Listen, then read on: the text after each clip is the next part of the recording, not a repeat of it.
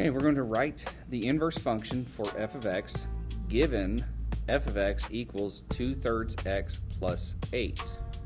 So keep in mind the inverse function is if you take the graph, and here we have the first function. So we're going to focus on what the linear parent function will look like. Okay, so this is y equals x. If we knew that we had a function like 2/3 x plus 8, we could say that this might look like this. Okay, so this could be our f of x function. The inverse of that is going to reflect it across the parent function. So the inverse would look more like this. It's not going to be exact right now, but this would be what we might expect for our inverse function. It would be a reflection across the linear parent function. So how do we write the inverse function then? Well, the first thing you want to do is you want to change f of x to just say y. We're going to change that to y. Okay, and then we still have equals 2/3 x plus 8. Next thing you do is you're going to switch the x and the y. So this is now x, this is y, everything else stays the same.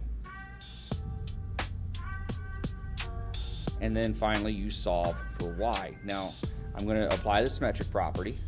So we're going to have 2/3 y plus 8 equals x.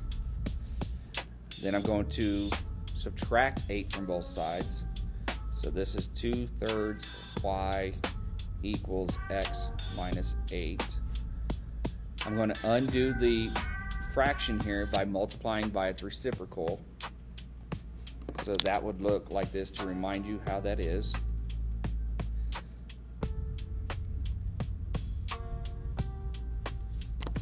So this is going to be the multiplicative inverse of multiplicative inverse there. So this is just going to leave us with the y. And then we just distribute this through. This leaves us with 3/2 x minus 3/2 of 8. The 2 and the 8, we see that we can reduce that to 1 and 4. So our final function is y equals 3/2 x minus 12. And then the final step is, let's write this in function notation. We want to represent it as the inverse, so it's f raised to the -1. Again, just remind you this is not a power in this case, it's just to tell you this is the inverse of f. So f inverse of x is equal to 3/2 x minus 12. And that's how we do it.